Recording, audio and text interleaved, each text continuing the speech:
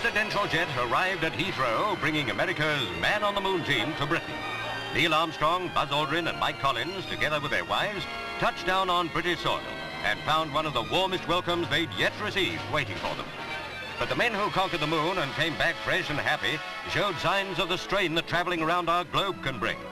Even so, they smiled easily and responded with sincerity as they prepared to launch into yet another whirlwind round of engagements in yet another country on their 22-nation tour.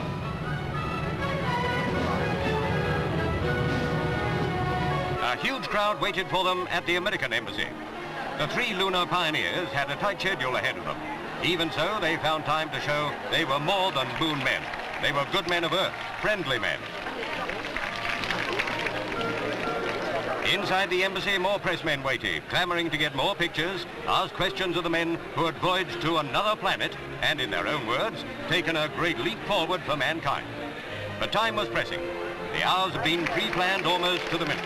Nevertheless, Londoners were loath to let them go.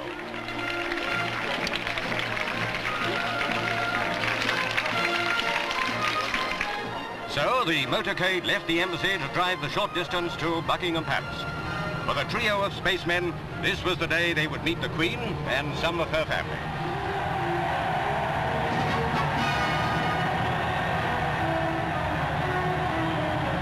Neil Armstrong, the first man on the moon, led the way on this historic meeting. Her Majesty, her husband and family, like the people of Britain, were proud to greet the space trio. Especially so were Prince Andrew and Prince Edward, like any young boys would be. There too was Princess Anne and Princess Margaret. There was much to talk about. Later, the astronauts commented on how well-informed and interested in the American moon program were Her Majesty and the Duke. In their own words, Armstrong, Aldrin and Collins said the meeting was delightfully memorable.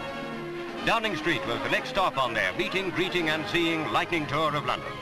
Here again, crowds waited to welcome them as the Prime Minister greeted the space heroes. They were to be guests of honour at a number 10 reception given by Mr. Wilson. Happily, despite their reported laryngitis, they posed in front of the famous fireplace.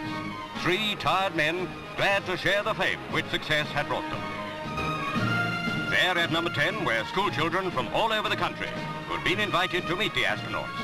They, the people of tomorrow's age of space, would in years to come be able to look back on this occasion and say with justifiable pride that they had met three men called Collins, Aldrin and Armstrong.